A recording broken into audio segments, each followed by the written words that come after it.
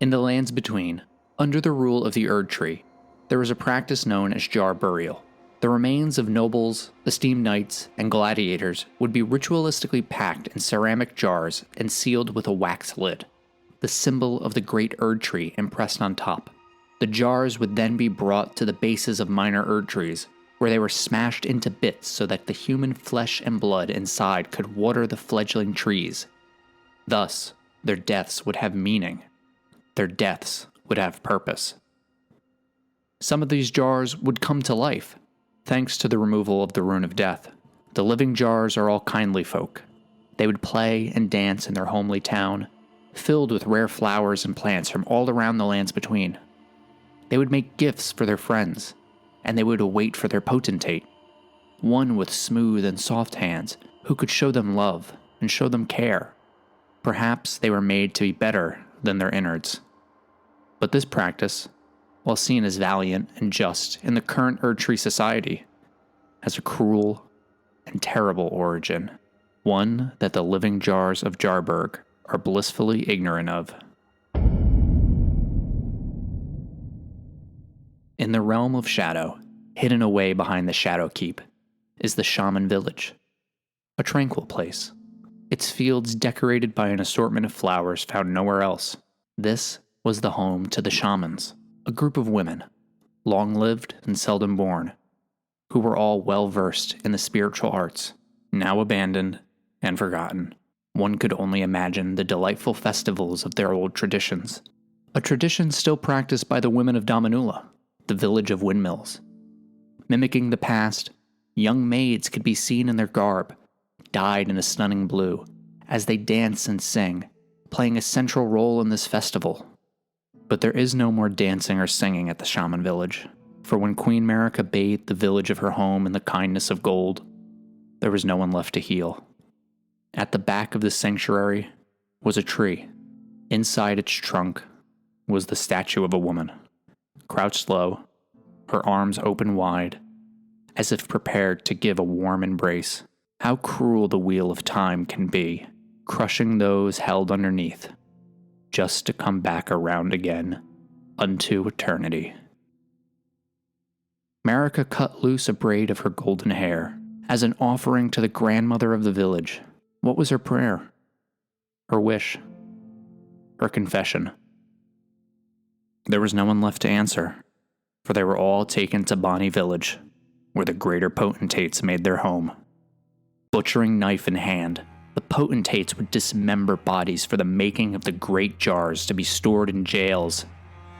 On their faces they wore grotesque masks constructed from countless solidified caterpillars as a ritual implement to ward off thoughts of impurity, doubt, temptation, and other wickedness one is vulnerable to while absorbed in divine ritual. If only these Hornsent knew the origins of their caterpillar masks, perhaps then they would know the true horror of worms writhing and consuming their flesh. Then there would be no wickedness left. A mask can only hide shame, however. It does not take it away.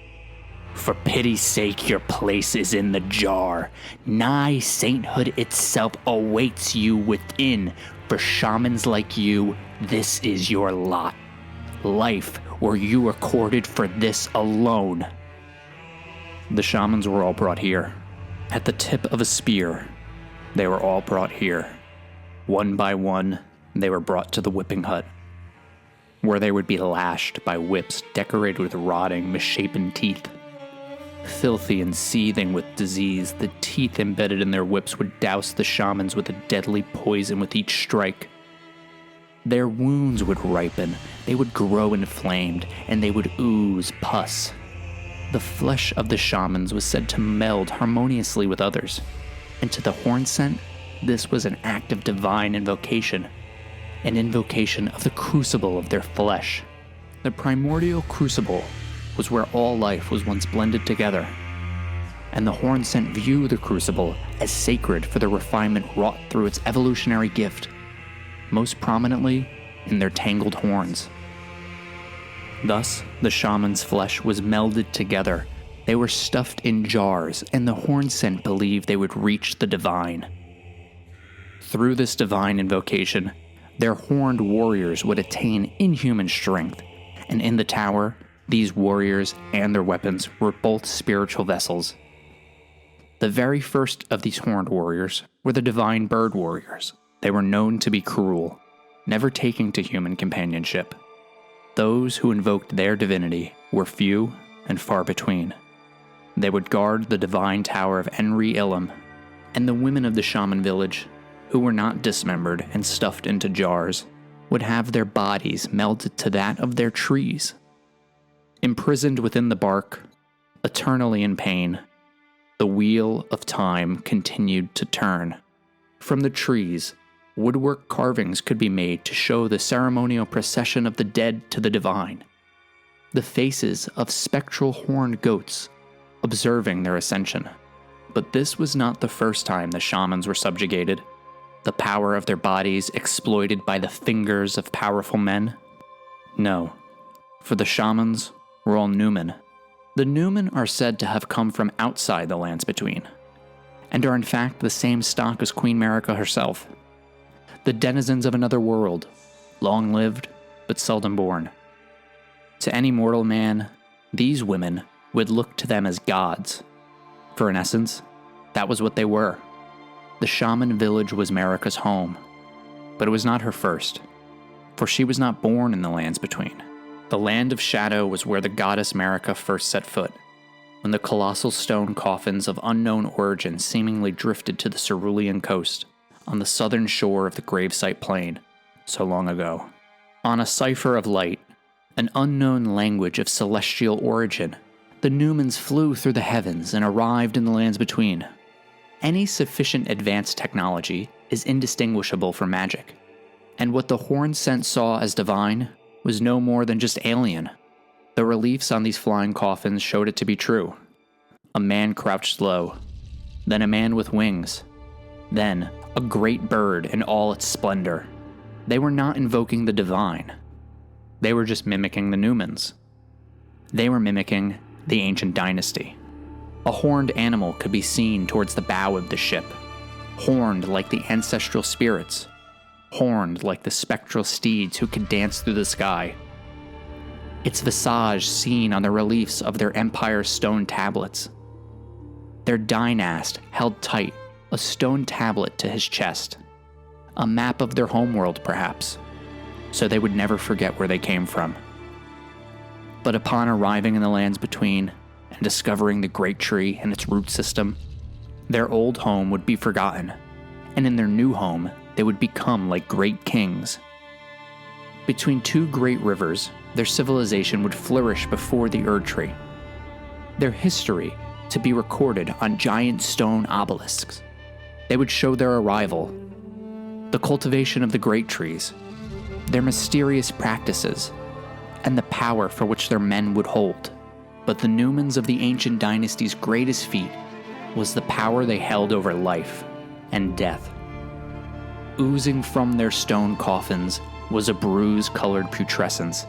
It would congeal into large, vicious lumps. The putrescence was what remained of the impure lives kept within the stone coffins.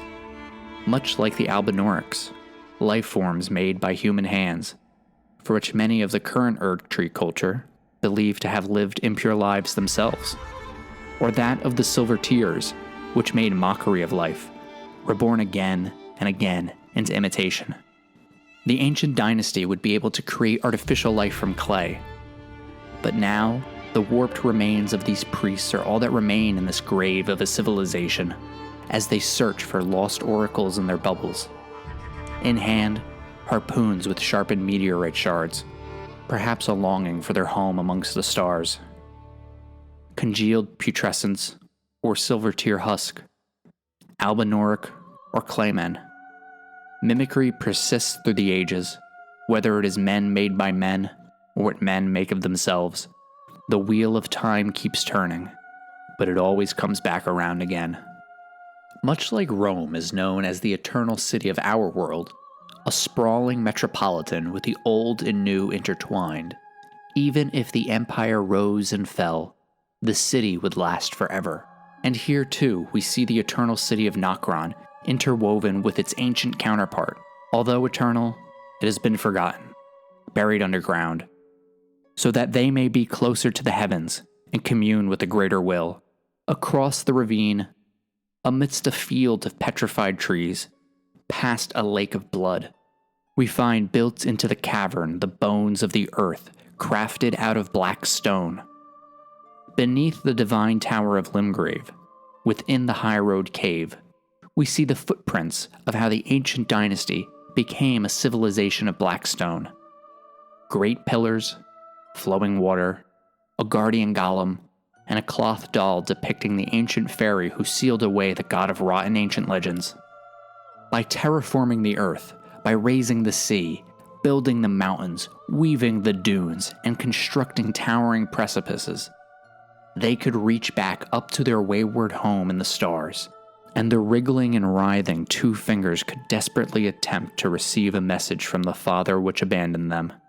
However, these fingers were each of them defective, unhinged from the start. They would choose an Empyrean to make them a god, but the god they chose would not acquiesce. In the Ra'u ruins, sister ruins to those of Black Stone, we could find the remnants of spiritual power. According to the records left by the Horn-Sent scholars, in the ancient ruins of Ra'u, the people here would carve stones into an oval shape and mark them with engravings. They would leave small nest-like holes so they can be inhabited by sprites. They would work in spiritual arts, and with a perfectly white gem, said to be polished from a special kind of crystal, they can invoke great spiritual power. In a grand hall, decorated by the statues of many large and cloaked women, is an illusory wall, hiding the location of the Bond Stone. And above the site of the Bond Stone is a statue of a woman with braids in her hair. Marika the Eternal would struggle through the ages to end the cycle and to break the wheel. This, however, is only the beginning, and we have only scratched the surface of many of these topics. With the law of causality, we know that all things are linked in a chain of relation. And with the law of regression, we can see that all things yearn eternally to converge. So consider subscribing and joining me as we uncover the true story of Elden Ring. A story of how one woman fought against eternal bondage, her crimes, her punishment, and the sacrifices she made to remake the world, for better or for worse. Only together can we uncover how every event in the history of the lands between converged to one singular point. From the eternal cities to the ancient dragons, from the land of shadow to the land of the Erdtree, all the way to a tarnished of no renown, washing up on a stranded gravesite, sure to die, only to be offered tears of rejuvenation, to seek the Elden Ring.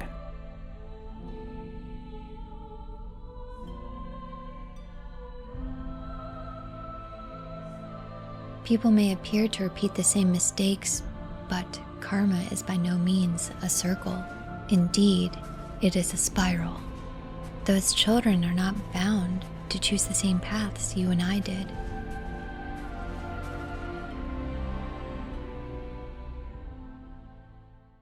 Hey everyone, Jack here.